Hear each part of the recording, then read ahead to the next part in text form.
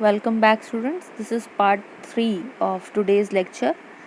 So, I'll be continuing with this topic, slicing the tuples. Slicing the tuples is basically means we are going to take a part of the tuple out of it. Means we are going to create a subtuple out of it.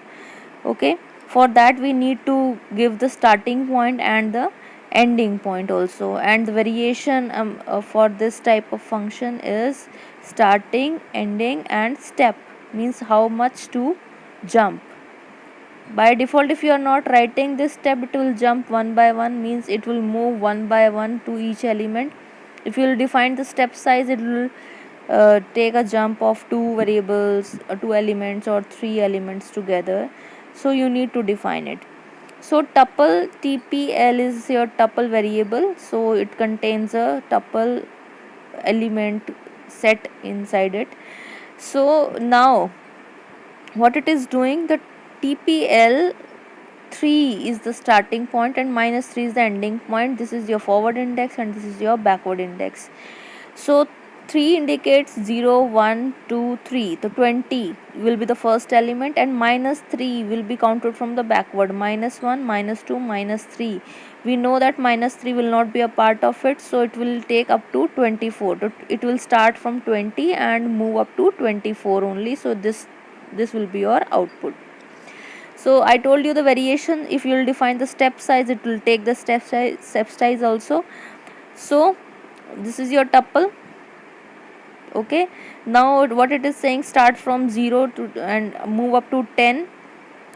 See, 10 is not a part of this list, means there are not 11 elements. So see, 0, 1, 2, 3, 4, 5, 6, 7, 8.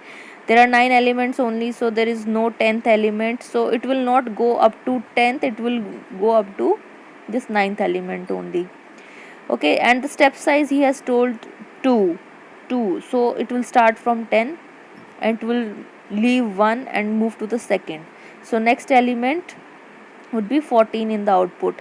Next it will leave 1 and move to the next is 22, then leave 24 and move to 30, and 32 is left and 34 is the final output. If you will say 3 step size, so it will, now you are saying start from 2 and move up to 10, so it will start from 0, 1, 2. It will start from 14 and take a step size of 3, 1, 2 and 3. 24 next element, 1, 2 and 3. 14 is the 34 is the next element and no other element is present, so it will stop here. What it indicates means start from 0, move up to the last and take step size of 3. So 10, leave 2, third element you have to take 20, leave 2, third element you have to take 30. Now leave 2, but there is no third element present, so it will end here. I hope it is clear. Next is updating tuples. Unpacking tuples. Packing and unpacking is very simple. Means when you are forming a tuple with a set of values, it is known as packing, and reverse is known as unpacking. How to pack and how to unpack means when you are forming a tuple like this is packing of tuples, and when you want to take these elements out of this tuple, that will be called as unpacking. How to unpack them? See, for that you need to write like this. And how to know how many variables you have to write this? If it contains 4 elements, fine, you need to calculate the length of the tuple. Using the length function you can take, len function, fine. So you can take the length of the function like this, 4 it has been. So here also it will be 4. So what you need to take 4 variables equal to t. T is the tuple object. Okay, so what it will be, how it will be done, w will get 1, x will get 2, y will get a and z will get b, fine.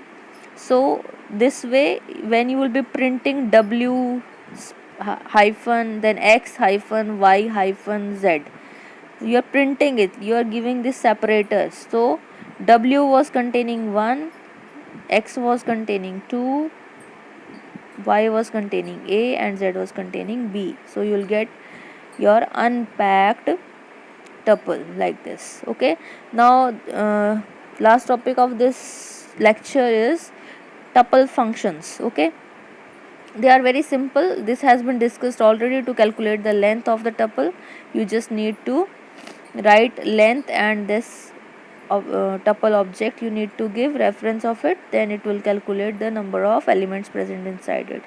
Max method will help you to calculate the to evaluate or to extract out, I must say, or to return the element that is maximum value among the tuple. You have provided this tuple, it contains many elements and you want to get maximum out of it, then max TPL, so it will give you maximum element, that is 34 as output. Min will give you the minimum output, minimum element as output, so min TPL is 10, it is the smallest element. Okay, next function is index method. Index method will give you the index of the existing element. If you want to know ki this particular element exists where, what is the index of it, so you need to write t1 is equal to this t1 dot index 5. It will give you the index of 5, that is 2, 0 1 2. Next is your count function. Count function will return the count of number of elements, how many are there, so it will let you know how many elements, actually not elements, how many times a particular element is appearing in this particular tuple. So you are writing 2, 2 is coming thrice, 1 2 and 3, so output will be 3. Next is tuple method. Tuple method is actually creating tuples from different types of values. Okay, see, if you want to create an empty tuple, you need to write this, it will give output like this, nothing is there. See, you are now passing a list.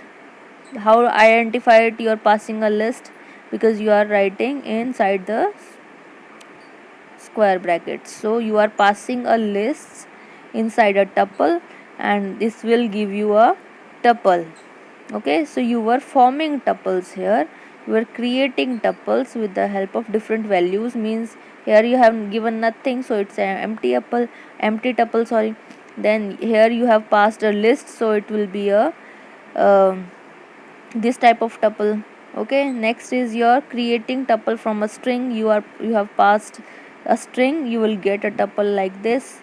And if you are passing a dictionary, we know, we have read in chapter 1 and in class 11th also, it is a combination of key value pairs. So this is your first key, this is your second key, so you will get output like this.